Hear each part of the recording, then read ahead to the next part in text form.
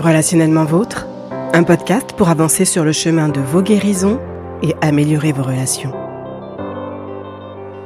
Hello, bienvenue sur ce 84e épisode de Relationnellement Vôtre. Moi c'est Kelly, je suis psychologue et ce podcast a pour objectif de vous partager du contenu, des clés diverses et variées que vous pourrez utiliser sur le chemin de vos guérisons, quelle qu'en soit la forme, qu'il s'agisse de vos guérisons émotionnelles, spirituelles, physiques et ou relationnelles. Allez, il s'agit d'un dernier épisode sur le trauma complexe avant la pause estivale du podcast, un épisode dans lequel nous abordons une autre conséquence du trauma complexe sur notre lecture des situations vécues. Et cette conséquence, c'est l'hypersensibilité au respect. Après avoir parlé des limites toxiques et des limites saines, je trouve intéressant d'aborder cette sensibilité toute particulière au respect, car notre rapport aux limites est étroitement lié à notre rapport au respect, comme je vous le disais précédemment. Vous a-t-on déjà renvoyé que ce que vous considérez être un manque de respect ne l'est pas forcément ? Vos réactions au sentiment d'irrespect vous semblent-elles extrêmement impulsives, voire agressives, disproportionnées ? Je vous propose de découvrir en quoi le trauma complexe vous affecte, au point de développer cette sensibilité ou cette hypersensibilité au respect. Puis je vous proposerai quelques clés afin de vous aider à sortir des réactions qui vous discréditent et endommagent vos relations. Avant de rentrer dans le vif du sujet, juste un bref rappel de ce qu'est le respect et donc ce qu'est l'irrespect. Le respect repose sur la conscience que nous avons de la valeur unique de chaque vie humaine. Respecter une personne, c'est lui montrer l'estime qu'on lui porte, c'est reconnaître la dignité, la valeur de cette personne. Je dis bien reconnaître et non estimer ni évaluer la valeur de cette personne, car une fois de plus, comme exprimé précédemment, en tant qu'être humain, qui sommes-nous pour estimer ou évaluer la valeur d'un autre être humain ? De son côté, l'irrespect est donc ce sentiment éprouvé lorsqu'une parole, une attitude, un comportement nous donne l'impression que nous n'avons pas de valeur ou pas suffisamment de valeur, que nous ne sommes pas dignes de considération, d'attention, d'écoute, de soins, etc. Le respect est donc un principe qui est censé couler de source. Dans la mesure où tout être humain a de la valeur, tout être humain est censé être digne de respect. Malheureusement, la manière dont nos relations nous traitent ne reflète pas forcément cette théorie. Et donc, les traitements vécus ou subis dans nos relations vont plus ou moins endommager les représentations que nous allons nous faire de nous-mêmes et les représentations que nous aurons de notre propre valeur. Un enfant ne sait pas qu'il a de la valeur, ni qu'il est digne de respect. C'est son environnement familial qui a le rôle de le lui inculquer, et ses autres environnements sociaux sont censés le lui confirmer. Sauf que dans le cas du trauma complexe et des expériences douloureuses de l'enfance, c'est l'inverse qui se produit. L'enfant est dévalorisé, peu considéré dans son milieu familial, et les autres environnements sociaux viennent enfoncer le clou. C'est ainsi que nous nous mettons à croire, progressivement, que nous ne sommes pas assez ceci, pas assez cela, pour mériter le respect. Et donc la fausse croyance suivante s'installe, je dois gagner le respect des autres. Donc vous l'aurez compris, identité, estime de soi et sentiment de respect sont liés. En étant fermement établi dans votre identité au sein d'un environnement qui vous apporte les repères nécessaires, l'amour, les soins dont vous avez besoin, vous apprenez ce qui vous caractérise et ce qui ne vous caractérise pas, vous comprenez votre valeur et vous comprenez qu'elle ne dépend pas du regard des autres êtres humains. Vous réagirez donc à l'irrespect par rapport à cette connaissance de vous-même et aux limites que vous fixez par rapport à qui vous êtes. Vous ne vous sentirez pas dévalorisé ni remis en question dans votre manière d'être. Parce que du coup, ce n'est pas un irrespect ressenti par le fait de vous sentir dévalorisé, rabaissé. C'est un irrespect de vos limites, de vos principes, de vos valeurs qui vient vous faire réagir. Vous voyez la différence ? Alors, en quoi le trauma complexe nous amène-t-il à être hypersensible au respect ? Le psychotraumatisme, autrement appelé le trauma complexe, se produit dans des environnements où on est malheureusement négligé, maltraité, violenté, abusé, abandonné, critiqué, comparé, moqué, harcelé. Et la liste peut bien encore s'allonger. Donc, le manque de respect découle de ces comportements, ces attitudes, ces mots qui viennent, entre guillemets, cracher sur notre valeur au point de nous en faire douter. Que se passe-t-il du point de vue d'un enfant qui grandit dans ce genre d'environnement ? Eh bien, il va croire que tout le monde le méprise. Sa manière de regarder le monde se fait à travers les filtres du manque de respect. Je vous laisse imaginer les conséquences sur ces relations. Parce que pour lui, les paroles, les actes, les attitudes, les silences seront interprétés comme un manque de respect. Là où c'est complexe, c'est qu'on ne peut pas nier l'émotion d'autrui. Donc si une personne vous dit qu'elle ne s'est pas sentie respectée, c'est ce qu'elle ressent, point, il n'y a pas de discussion possible. Par contre, cela ne veut pas dire pour autant que votre intention était de lui manquer de respect et que c'est effectivement ce qui s'est produit. Ça reste son ressenti. Il y a des situations où une personne peut ne pas se sentir respectée sans pour autant qu'il y ait réellement eu manque de respect dans la démarche. Et c'est là qu'il est important de communiquer. Parce que vous pourrez demander à la personne qui ne s'est pas sentie respectée, « Peux-tu me dire ce qui t'a donné l'impression que je ne te respectais pas, que je te manquais de respect ?» Y a-t-il une autre manière de lire la situation, d'interpréter ce que j'ai fait, ce que j'ai dit, ou une autre manière de lire, d'interpréter ce que je n'ai pas fait, ce que je n'ai pas dit? Et en discutant comme ça, vous pourrez petit à petit voir si réellement vos définitions respectives du respect permettent d'amener de la clarté et peut-être de voir s'il est nécessaire de présenter des excuses, de demander pardon à la personne qui a été blessée ou qui a ressenti un manque de respect, ou si au contraire cette personne peut prendre du recul et se rendre compte que finalement, elle a ressenti cela, mais que c'était peut-être pas une émotion propre à la situation vécue. Je vous propose d'utiliser un exemple pour illustrer tout ça. Madame X échange des messages avec Monsieur Y en tout début de journée. Au bout de 2 échanges de messages, Monsieur Y ne répond plus. C'est alors qu'1 heure passe, 2 heures passent, 3 heures, puis la fin de journée approche et toujours pas de nouvelles de Monsieur Y. Il est un peu plus de 20 heures, Madame X reçoit un message, enfin un message de Monsieur Y auquel elle répond sur un ton très sarcastique « Ravi de savoir que tu es en vie ». Monsieur Y ne comprend pas la réaction de Madame X. Il a eu une longue journée de travail. Il préférait tout simplement attendre de se poser tranquillement pour poursuivre sa discussion avec sa chère Madame X. Il n'est pas fan des discussions par SMS qui durent toute la journée. Il préfère se concentrer sur son travail et accorder à Madame X l'attention qui lui revient en dehors des heures de travail. Madame X a vécu l'absence de réponse de Monsieur Y comme un profond manque de respect. Pour elle, Monsieur Y n'avait qu'à lui expliquer qu'il avait beaucoup de travail et qu'il préférait reprendre la discussion en fin de journée. Monsieur Y n'avait pas du tout l'intention de blesser Madame X et encore moins de lui manquer de respect. D'ailleurs, il ne voit en aucun cas cette situation comme un manque de respect. Par contre, il trouve la réaction de Madame X exagérée et peu respectueuse vis-à-vis de lui. Selon lui, il n'a pas disparu pendant plusieurs jours, il n'a pas répondu pendant quelques heures, et de plus, Madame X sait qu'il travaille beaucoup, qu'il a un travail qui lui tient énormément à cœur, et donc pour Monsieur Y, Madame X n'accorde pas assez de considération à son activité professionnelle. Et ça le blesse d'autant plus. Ce qu'il faut savoir, c'est que Madame X sait difficilement faire confiance aux hommes. Les relations toxiques partagées dans le passé ont laissé de nombreuses insécurités, et de son côté, Monsieur Y souffre encore du manque de considération ressenti dans sa précédente relation. Donc vous voyez la manière dont les blessures passées peuvent laisser des filtres plus ou moins opaques sur les lunettes avec lesquelles chacun peut regarder la situation vécue. Alors je vous laisse imaginer à quel point ces mêmes filtres peuvent être déformants lorsque vous avez vécu dans un environnement où la violence, les négligences, les abus faisaient partie du quotidien. Avec du recul, ou en étant extérieur à la situation, on a de suite l'impression que les réactions sont disproportionnées entre Monsieur Y et Madame X.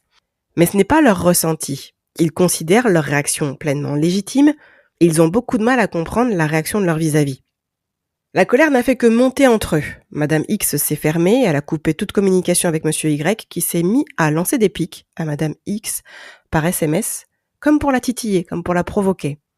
Les réactions sont différentes et tout autant dommageables pour la relation. Madame X se tapit dans le silence, une réaction passive-agressive, et Monsieur Y adopte une démarche plus ou moins consciente dans la vengeance sur un mode agressif à travers les piques envoyées. L'irrespect a tendance à provoquer la réaction suivante. Tu m'as fait mal, donc je vais te faire mal. Et ça peut se faire ouvertement sous un mode agressif ou alors sur un mode plus indirect en étant passif-agressif. Au fond, Ce sont les déclencheurs émotionnels des expériences douloureuses et traumatiques du passé qui vont générer des réactions si intenses et si impulsives. Si je reprends l'exemple cité, ce sont les trahisons vécues dans les relations précédentes de Madame X qui l'ont amené à réagir avec agacement au bout de quelques heures sans réponse de Monsieur Y, tout comme ce sont les remarques blessantes et rabaissantes de l'ex de Monsieur Y au sujet de son travail, les humiliations vécues dans cette relation passée qui l'amènent à voir la réaction de Madame X comme un manque de considération vis-à-vis de lui et vis-à-vis de son travail. Quand on y regarde de plus près, il y a une émotion sous-jacente à tout cela. L'émotion en question, c'est la honte. Vous vous demandez peut-être ce que la honte vient faire là. En quoi le sentiment de honte est-il lié au sentiment d'irrespect ? Eh bien, à travers les attitudes, les paroles, les actes à l'origine du sentiment d'irrespect, il y a la possibilité d'entendre « tu ne me respectes pas parce que je ne suis pas assez ». Comme expliqué dans l'épisode 76 sur la honte, les psychotraumatismes vécus dans l'environnement social, qu'ils soient familial, amical, scolaire, associatif, professionnel, etc., les psychotraumatismes vécus dans l'environnement social alimentent la fausse croyance « je ne suis pas assez, je ne suis pas digne, je ne mérite pas ». Les mécanismes réactionnels vont être de vouloir être irréprochables, de manière à gagner le respect et sortir de la honte. Si je veux être aimé, accepté, valorisé, considéré, respecté, il faut que, et là, toute une liste d'obligations s'ensuit, avec une injonction majeure qui est « il ne faut surtout pas qu'on me critique ». Je dois donc avoir raison, je dois tout faire parfaitement, et c'est alors que se crée cette version de vous que vous pensez être celui, celle, que les gens vont aimer et donc respecter. Je vous laisse imaginer les conséquences sur votre santé mentale et sur vos relations, car l'hyper-contrôle, l'épuisement et le manque d'authenticité vont probablement être au rendez-vous. Et ensuite, c'est l'engrenage de la fausse croyance suivante qui prend place, à savoir, si je m'arrête de fonctionner comme ça, plus personne ne m'aimera, plus personne ne me respectera. Toute cette pression intérieure associée aux blessures passées forme un cocktail qui explique l'intensité et l'impulsivité des réactions face au manque de respect. Alors que faire pour sortir de cette hypersensibilité au respect afin de cesser de vous discréditer et surtout cesser d'endommager vos relations ? Si vous avez déjà entendu d'autres épisodes du podcast, vous savez que ce que je propose n'est qu'un petit échantillon des alternatives possibles. Donc sentez-vous libre d'aller plus loin, de creuser si l'envie vous vient. En tout cas, j'aimerais vous proposer 3 clés. La première, c'est d'identifier les déclencheurs émotionnels, de voir quelle situation provoque ce sentiment d'irrespect en vous. Vous vous rendrez compte que les diverses situations peuvent avoir un facteur commun, ou que ces situations peuvent avoir plusieurs facteurs communs. Par exemple, est-ce que ce sont des situations où on vous a crié dessus, des situations où on vous a ignoré, ou peut-être que ce sont des situations où on a tenu des propos moqueurs envers vous, ou encore votre avis n'a peut-être pas été entendu. Ensuite, une fois que vous avez identifié les déclencheurs que sont ces facteurs communs, la deuxième clé serait de vous demander à quoi ces facteurs viennent-ils toucher en vous ? Qu'est-ce qu'ils viennent toucher ? Sont-ils liés à des situations particulières de votre enfance ? Et si oui, lesquelles ? Viennent-ils toucher à des situations au sein de la relation avec votre père ? Des situations particulières dans la relation avec votre mère ? Ou une relation avec un autre membre de votre famille ? Ou est-ce qu'il s'agit plutôt d'une relation avec un camarade, un enseignant, un coach ? Je vous proposerai de noter les situations en question et d'exprimer ce que vous ressentez, de libérer ce qui n'a pas pu l'être à l'époque. Vous pourrez ainsi non seulement donner de la voix à l'enfant qui n'a pas pu parler, ou qui n'a pas été entendu si vous avez parlé, et vous pourrez aussi légitimer ce qui ne l'a pas été par les adultes qui vous entouraient. Là, c'est la légitimité apportée par l'adulte que vous êtes aujourd'hui qui vient au secours de l'enfant en vous. C'est l'adulte que vous êtes qui vient donner de la valeur, de la considération à ce que l'enfant que vous étiez a vécu. La troisième clé, qui n'est pas des moindres, consiste à libérer le pardon. Le pardon est le processus par lequel on décide de couper les fils qui nous retiennent dans le passé, ces fils qui nous rattachent douloureusement à la situation qui nous a blessés et à la personne à l'origine de la blessure. C'est un processus qui prend du temps, mais ce n'est en aucun cas un processus qui consiste à banaliser ni à minimiser ce que vous avez vécu. J'explique tout ça dans les épisodes 20 et 21, et n'hésitez pas à aller les écouter si vous souhaitez en savoir plus sur le processus du pardon. En tout cas, il ne s'agit pas d'effacer ce qui s'est passé. Par contre, vous pouvez vous libérer du poids, de la charge qui vous empêche de vivre pleinement votre présent et d'avancer vers le futur. Le but de libérer le pardon, c'est ça. C'est de pouvoir sortir de la prison des émotions parasites qui vous contrôlent et qui vous étouffent, qui vous retiennent. L'intensité et l'agressivité de vos réactions sont proportionnelles à la douleur qui demeure au fond de vous. Je sais, ça fait mal d'aller toucher ces zones du passé. C'est plus facile à dire qu'à faire de couper les fils et de pardonner. Pourtant, si vous voulez pouvoir aimer à nouveau, aimer vraiment, aimer sainement, si vous voulez aimer, vous aimer, et laisser l'amour circuler dans vos relations, le pardon est un processus incontournable. Je vous laisse y réfléchir. Le temps passe vite et nous approchons déjà de la fin de cet épisode, mais avant de m'arrêter en bonus, j'aimerais faire un petit rappel. Les filtres des lunettes avec lesquels nous regardons la vie peuvent être déformants. Voilà pourquoi il est nécessaire de faire régulièrement un petit nettoyage, comme vous le feriez pour vos lunettes de vue si vous en portez, ou vos lunettes de soleil. Et le nettoyage consisterait à libérer les émotions qui ne l'ont pas été, écrire et déchirer les mots qui n'ont pas pu être exprimés. Et si vous êtes croyant, croyante, je ne peux que vous proposer de chercher refuge auprès de celui qui est le consolateur par excellence. Il est vrai que lorsque les verres de nos lunettes sont sales, notre vue s'adapte et nous ne nous rendons plus forcément compte que l'image pourrait être plus nette. Une fois que nous passons un coup de chiffon dessus, nous constatons la différence et là, nous nous demandons pourquoi nous ne l'avons pas fait plus tôt.